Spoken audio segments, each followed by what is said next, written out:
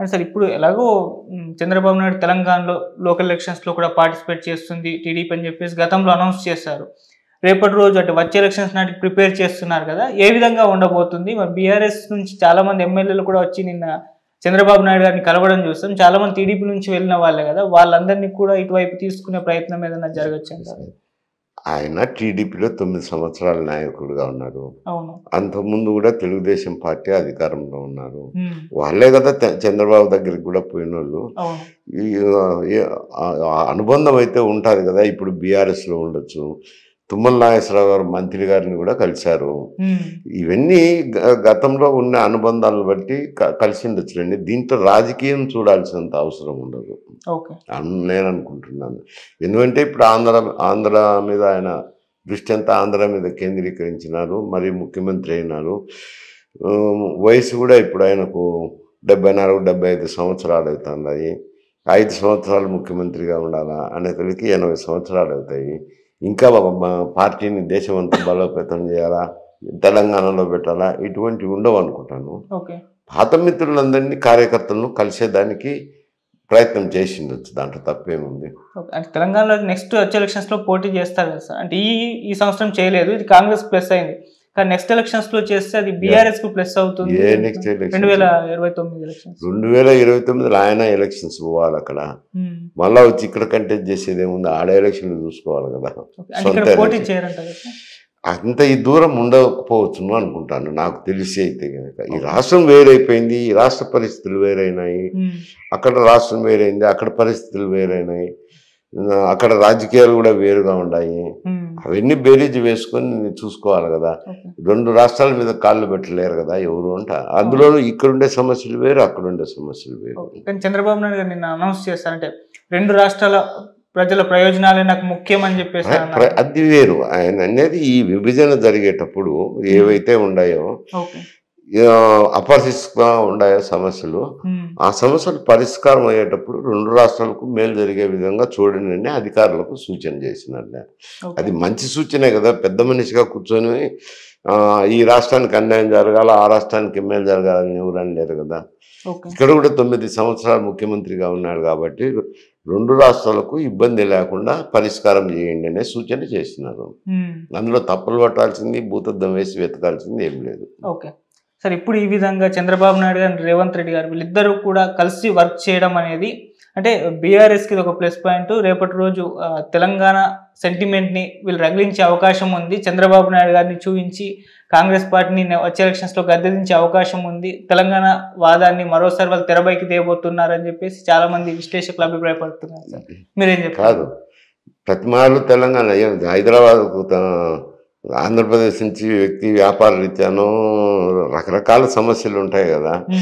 ఆయన ఈ 2 రాష్ట్రాలు విడిపోయిన తర్వాత సమస్యల పరిష్కారం కోసం ఇక్కడ వచ్చినారు.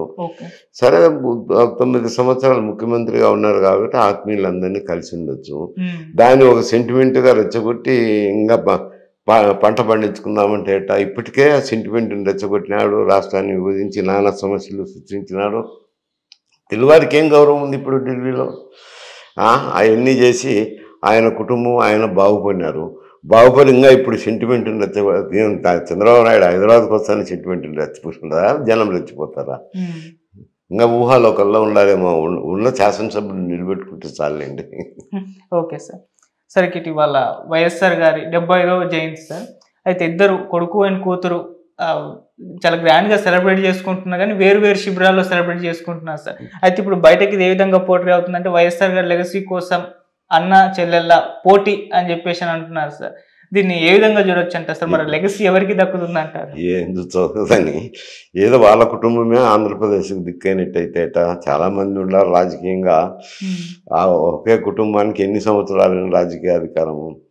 ఇప్పుడు సరే వాళ్ళిద్దరూ ఒకరు కాంగ్రెస్ పార్టీకి పిసిసి అధ్యక్షులు.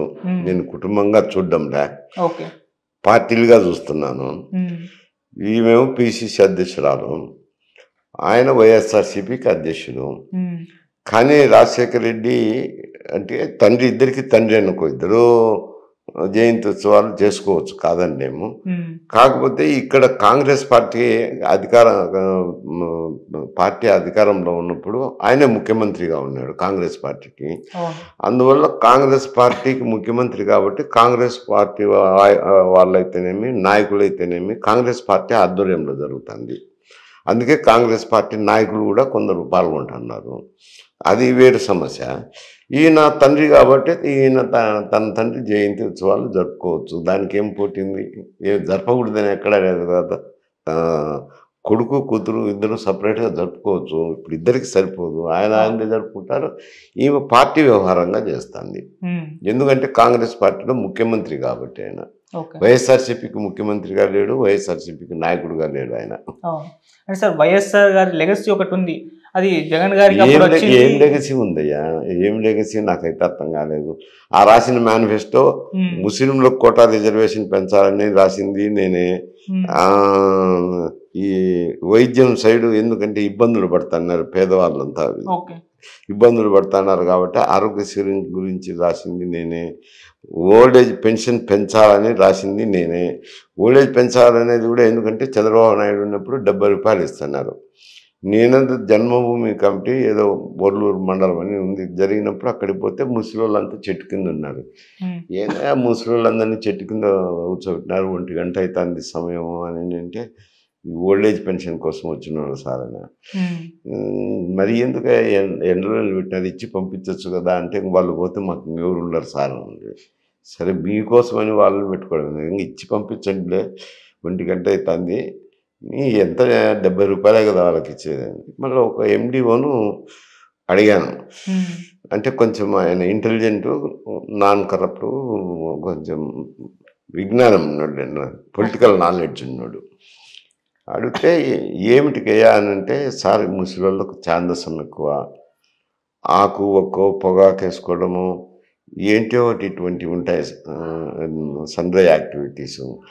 వాళ్ళు డబ్బు అడిగితే కోళ్ళు కానీ కొడుకు కానీ నీకు అన్నం పెట్టేదే బరువుగా అంటే మళ్ళీ వీటికి కూడా డబ్బా ఏంటి నిలబెట్టేసిండి ఆ తమలపాకు మంచివి కాదు కదా అని అరుస్తుంటారు. అందుకని ఛాందసం ఎక్కువ కాబట్టి ఈ 70 రూపాయలు వస్తే వాళ్ళ ఆకు ఒక్కకు డబ్బు వస్తుంది.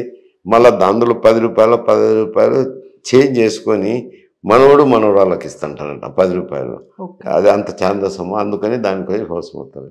నేను అప్పుడు ఆలోచన చేసినాను, అరే వీళ్ళు జీవితాంతం పుట్టినప్పటి నుంచి చనిపోయేంత వరకు పన్ను కడతారు. పన్ను కట్టినప్పుడు ఓల్డ్ ఏజ్లో పని చేయలేరు. చేయలేనప్పుడు వాళ్ళకు అంత ఊతం ఇస్తే మంచిదే కదా అని చెప్పి నేనేం చేశానంటే 70 రూపాయలు ఏంది అని అప్పుడు 500 రాశాను మేనిఫెస్టో సబ్ కమిటీలో.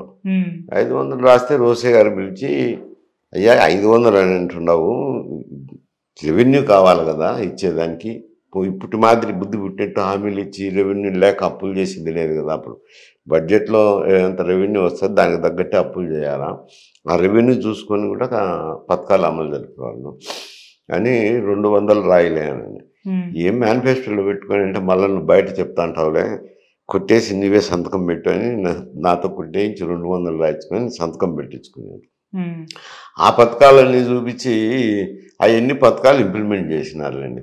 అవి మేనిఫెస్టో కమిటీలో రాసినవి ఎవరికి బయటికి రావు కదా, బహిర్గతంగా. ఇంప్లిమెంట్ చేసినందుకే పేరు వస్తుంది కాబట్టి ఆ పేరు వచ్చింది. దానికి లెగసీలు బగసీలు అంటే నేనేం చెప్తాను. ఇప్పుడు సార్ వైఎస్ఆర్ గారి పేరు చెప్తే అటు షర్మిల గారు కానివ్వండి లేకుంటే జగన్ గారు కానీ ఓటేసే పరిస్థితి లేదంటారా? అంటే దానికి దీనికి సంబంధం ఏముంది? ఇప్పుడు అది Congress party vote bank Congress పార్టీకి ఉంటుంది. ఇప్పుడు ఆ పార్టీ విభజన చట్టం వల్ల నిస్తేజమైపోయింది. అది నాయకులంతా వెళ్ళిపోవడము, ప్రజలు కూడా ఫస్ట్ జరిగిన ఎలక్షన్లందు గ్రామంలోకి వెళ్ళి ఓటు అడిగితే తిడతా అన్నారు, ఎందుకు విడగొట్టి మళ్ళా వచ్చినారే అని. అంతటి అసహ్య భావం ఉన్నది. 2వ ఎలక్షన్ కంటే కొంచెం తగ్గింది. ఈ ఎలక్షన్కి ఏమైందంటే నాయకులు గీకులు పోయి నిస్తేజమైపోయింది. అది ఈమె షర్మిలమ్మ గారు వచ్చిన తర్వాత కొంచెం ఏదో పుంజుకొని అభ్యర్థులను పెట్టుకోగలిగింది.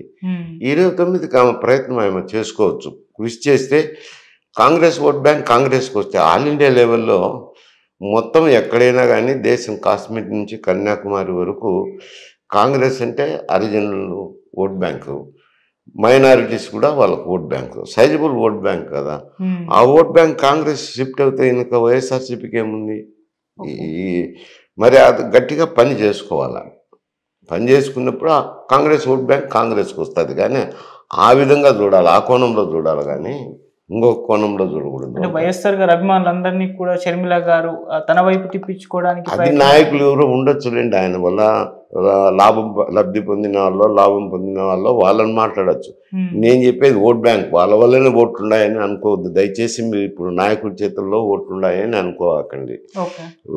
ఓటర్లు వాళ్ళ కొద్దీ వాళ్ళు నిర్ణయాలు తీసుకుంటున్నారు. వాళ్ళు ఇద్దరి దగ్గర డబ్బులు తీసుకునే వాళ్ళు స్వతంత్రంగా ఓట్లేస్తున్నారు. వాళ్ళ అభిప్రాయాల ప్రకారం అనుగుణ్యంగానే ఓటేస్తుంటారు. అందువల్ల నాయకుల చేతిలో ఓట్లున్నాయని అనుకునేదానికే లేదు. కాకపోతే వాళ్ళ నాయన వల్ల లబ్ధి పొందిన వారిని పార్టీకి రాని ఆహ్వానించడం అది వేరు. అది లెగసీలు కాదు. వాళ్ళ తండ్రి వల్ల లబ్ధి పొందిన వాళ్ళని పిలుచుకోవడము అంట. Okay sir. సరే, ఇటు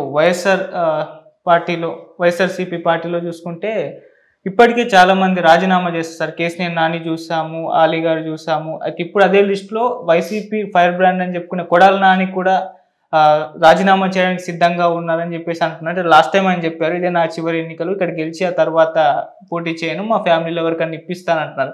కాకపోతే ఆయన ఓడిపోయారు. మరి ఇప్పుడు ఆయన పోటీ చేస్తారా? రాజీనామా చేస్తే ఏ విధంగా ఉంటుంది సార్? ఆయన మహానాయకుడు కాదు. ఆయన నిలబడితే నిలబడచ్చు, సాధించుకుంటే సాధించట్టుగా ఆయన స్వతానికి సంబంధించింది. నేను పెద్ద కామెంట్ చేయదలుచుకోలేదు అంట. ఆయన పెద్ద నాయకుడు అయితే నేనేదో ఆయన గురించి చెప్పమంటే చెప్తాను. ఆయన ఒక ఎంపీగా ఉన్నాడు, వాళ్ళ స్పోక్స్ పర్సన్గా ఉన్నాడు, వీరాభిమానిగా. ఎవరిని బుద్ధి పుడితే వాళ్ళ వల్ల నోటుకొచ్చిందల్లా మాట్లాడినాడు. ఆయన గురించి నేనేం కామెంట్ చేసేది. అంటే వైసీపీ ఉన్న ఇప్పుడు ఈ సిచ్యువేషన్ లో వాళ్ళంతా క్యాడర్ ఒక చోటికి గట్టిగా ఫైట్ చేయాలి, కానీ రాజీనామాలు చేసుకుంటూ వెళ్ళిపోవడం ఏంటి అని వైసీపీ అభిమానులే క్వశ్చన్ చేస్తారు. కాదు, ఎవరి అభిప్రాయాలు వాళ్ళ వయసు ఉంటుంది, వాళ్ళ రాజకీయ ఇబ్బందులు ఉంటాయి, ఆర్థిక ఇబ్బందులు ఉంటాయి, రకరకాల సమస్యలు ఉంటాయి కదా. అది ఎవరి నిర్ణయాలు వాళ్ళు తీసుకుంటారు.